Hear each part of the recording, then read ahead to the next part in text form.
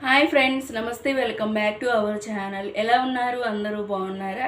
Okay అండి, ఈరోజు మన ఛానల్లో వీడియో అయితే కంటిన్యూ అవుతుంది, చూసేయండి. అలాగే మీరు కనుక మన ఛానల్ని ఫస్ట్ టైం కనుక చూస్తున్నట్టయితే సబ్స్క్రైబ్ చేసుకొని బెల్ కొట్టండి. నేను చేసిన ప్రతి వీడియో అనేది నోటిఫికేషన్ అయితే మీ ఊరికి చేరుతుంది. బ్లాగ్ అయితే కంటిన్యూ అవుతుంది, చూసేయండి.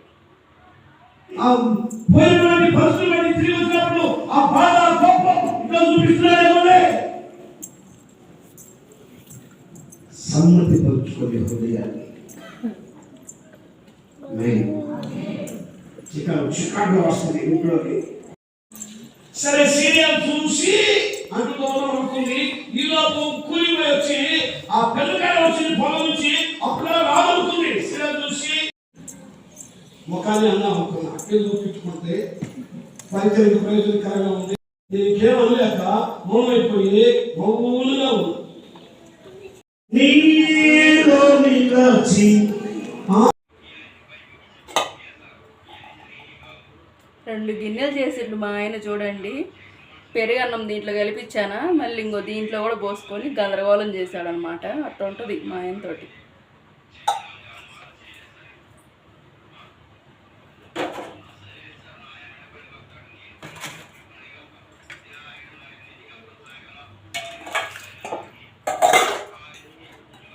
ఇక్కడే 3 గిన్నెలు పడిపోయినాయి అనమాట.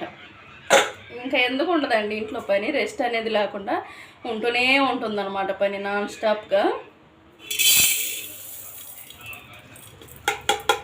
చర్చి నుంచి ఇప్పుడే వచ్చిందనమాట. ఇంకా అన్నం కూడా కడిగి పెట్టేసుకుంటే సరిపోతుంది. ఇంకా కర్రీ వచ్చేసి ఏంటంటే ఆకుకూర అయితే చేస్తానండి. అలాగే మీరేం చేసుకున్నారు సండే స్పెషల్ అనేది కమెంట్ చేయండి తప్పకుండా, ఓకేనా? ఇంకేంటంటే సండే అయినా మండే అయినా రెస్ట్ అనేది అస్సలు దొరకట్లేదండి. నిజంగా నాకైతే పెళ్ళైన కాడ నుంచి మా అమ్మ వాళ్ళ ఇంట్లో ఉంటాం కానీ ఒక 10 రోజులు రెస్ట్ తీసుకోవడం కానీ అస్సలు లేదనమాట. ఇంకా ఎందుకంటే నేను చేసిన తప్పు ఏంటంటే ఈ ఉండూరులో చేసుకోవడమే పెళ్ళి. మనం ఉన్న చోట, అమ్మ వాళ్ళు ఉన్న చోటే పెళ్ళి చేసుకున్నామంటే చాలా కష్టాలండి.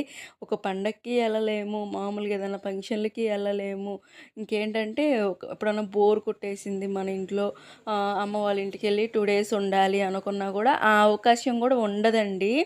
అదేంటంటే ఇంకా ఎప్పుడన్నా కోపపడ్డా, ఏదైనా చిన్న తగాదైనా అలిగి వెళ్ళడానికి కూడా ఉండదు. నాకైతే నా పెళ్ళైన కాడ నుంచి అసలు ఎప్పుడు వెళ్ళలేదు నేను అలా. ఎప్పుడన్నా కోపం వచ్చి మా ఆయన మీద తగాదా ఆడినా సరే ఇంట్లోనే ఉండాలి గమ్ముగా. నేను వెళ్ళిపోతాను మా అమ్మ వాళ్ళ ఇంటికంటే, ఒక 100 కిలోమీటర్లయా వెళ్ళడానికి అని చెప్పేసి జోకులు వేస్తూ ఉంటాడు. ఇంకా నేనేం చెప్తానండి, ఇంకేం చేయలేమన్నమాట. ఇంకా కాంప్రమైజ్ అయ్యి గమ్ముగా ఉండటమే. ఇంకా తప్పదు, ఇంకా అడ్జస్ట్ అవ్వాలి. నాకేంటంటే మా ఆయన మీద భలే కోపం వస్తుందండి ఈ మధ్య. అసలు కోపం అంటే కోపం కాదు, బాధ, కోపం 2 వస్తున్నాయన్నమాట. ఎందుకంటే ఇంకా తనకి ఎప్పుడో ఒకసారి లీవ్ ఇస్తారండి. ఆ లీవ్ ఇచ్చినప్పుడు ఏంటంటే ఇంకా కొంచెం సేపు ఉండొచ్చు కదా నాతోటి అని చెప్పేసి నేను అంటూ ఉంటాను. ఉంటారు కానీ ఎక్కువ సేపు ఉండరనమాట. ఇంకా వాళ్ళు ఎవరో ఒకళ్ళ ఫ్రెండ్స్ ఫోన్ చేయడము, ఇంక వెళ్ళడము చేస్తూ ఉంటాడనమాట. ఇంక కుదిరికేదే వారానికి ఒక్కసారి సెలవా అని చెప్పేసేది. ఇంక నేను కూడా ఏమననులేండి. కాకపోతే ఫోన్లు వస్తూనే ఉంటాయన్నమాట. సైలెంట్‌లో పెట్టినా, స్విచ్ ఆఫ్ చేసినా, ఇంకా ఎన్ని మిస్డ్ కాల్స్ వస్తుంటాయో. ఫోన్ తీయలేదేంటి, ఫోన్ తీయలేదు. అవసరమైతే ఇంటికి కూడా వచ్చేస్తారండి. ఇంటికి వచ్చేసి ఇంటి బయట ఉండి ఫోన్ చేస్తూ ఉంటారనమాట. నాకైతే అలాంటప్పుడు చాలా కోపం వస్తూ ఉంటుంది. ఎందుకంటే మనం కూడా అనుకుంటూ ఉంటాం కదా, మీలో ఎంతమందికి అనిపిస్తుంది అలా? మన హస్బెండ్‌ల ఫోన్ మోగుతూనే ఉంటే నాకైతే భలే ఇరిటేషన్ అనమాట. సైలెంట్‌లో పెట్టేసేయొచ్చు కదా అని చెప్పేసి అంటూ ఉంటాను. నాకు అప్పటి నుంచి అనిపిస్తది నిజంగా అసలు వేరే ఊరైతే కమ్మగా ఒక 2, 3 డేస్ వెళ్ళిపోయేదాన్ని ఇంటికి, హాయిగా రెస్ట్ తీసుకొని వచ్చేసేదాన్ని. అప్పుడు తెలిసిద్ది భార్య విలువ. ఇంట్లో వండి పెట్టేవాళ్ళు లేకపోతే ఎలా ఉంటుంది ఏంటి అనేది. అది మా ఆయనకి అస్సలు తెలీదు. ఇంకా తర్వాత వచ్చేసి ఏంటంటే ఇంకా మామూలుగా అండి, ఇంట్లో వదిలేసామంటే చాలు ఇల్లంతా గబ్బు చేసి పడేస్తాడు. అంటే బట్టలు లాగటము, ఏదన్నా ఇప్పుడు మనం నీళ్ళు తాగాలంటే ఒక గ్లాసులో తాగేసి గమ్ముగా ఉంటాం. తను అలా కాదనమాట. అన్ని గ్లాసులు తీసేసి తాగుతూ ఉంటారు. ఇంకా సామానయితే నాకు ఇద్దరు మనుషులకి ఏం పని ఉండదని చెప్పేసి అంటూ ఉంటారు. కానీ నాకైతే విపరీతమైన పని ఉంటదండి. నిజంగా మీరు నమ్ముతారో లేదో. మామూలుగా పని నాకెప్పుడు నీట్‌గా ఉండాలనమాట ఇల్లు. అదంటారు కదా, ఓసీడీ అంటారు కదా, అలా అనమాట నాకు. ఎంత బాగాలేకపోయినా, ఎంత ఇదిగా ఉన్నా సరే ఇల్లనేది శుభ్రంగా చేసుకుంటూ ఉంటాను. చూసారు గదా! ఈ ఎండలకి వంట రూమ్‌లో నిజంగా చెప్తున్నానండి. అసలు చర్చి నుంచి రాంగానే వంట స్టార్ట్ చేశానా, అసలు మామూలుగా చెమట పోయట్లేదు లోపల. అది గాక ఈ ఇంటికి కిటికీలే లేవనమాట. చూస్తున్నారు గదా! ఇక్కడ కూర్చున్నాడు గదా! ఇక్కడ కూర్చున్నప్పుడు అటు ఎళ్ళడానికి ఇరుకవుతుంది గాబట్టి చైర్ ఇలా తిప్పి ఎళ్ళొచ్చు గదా! ఎళ్ళేటప్పుడు. అలా ఎళ్ళడనమాట. ఇక్కడ ఉన్నవన్నీ కదిలిచ్చేస్తాడనమాట ఇక్కడ కూర్చొని. ఇంక పిల్లలు లేరనే గానీ, పిల్లలు లేని లోటనేది తీరుస్తున్నారనమాట. ఇంకా నాకప్పుడప్పుడు అనిపిస్తది, నవ్వొస్తదనమాట. ఇంక పిల్లలు లేరని ఎందుకు అనుకోవాలి, చూడు మా ఆయనే చిన్న పిల్లోడిలాగా చేస్తున్నాడు అన్నీ అని చెప్పేసి అనుకుంటాను. ఇక్కడ కొబ్బరి నూనె అయిపోయింది. లాస్ట్ టైము సరుకులతో చెప్పడము మర్చిపోయాను ఇంకా. ఇప్పుడు చెప్పానంటే ఖచ్చితంగా అరుస్తారనమాట. "ముందేం చేస్తున్నావు? నీకు తెలీదా? నీకేం అవసరాలున్నయి? ఏంటి అనేది" అని చెప్పేసి అంటారనమాట. అలాగే నా ఖర్చు ఎంతవుతుంది నెలకనేది కూడా ఒక వీడియో చేసి పెడతానండి ఖచ్చితంగా. అసలు మీరు ఆశ్చర్యపోతారు. మీరున్న బడ్జెట్ ఏంది? నీ ఖర్చేంది అంటారు. ఖచ్చితంగా చేస్తాను ఒకరోజు. ఆ తర్వాతొచ్చేసి ఏంటంటే ఇక్కడ అంట్లేస్తున్నాననమాట ఈవినింగ్ టైంలో. ఇంక శుభ్రంగా సర్దేసుకుంటున్నాను ఇల్లంతా.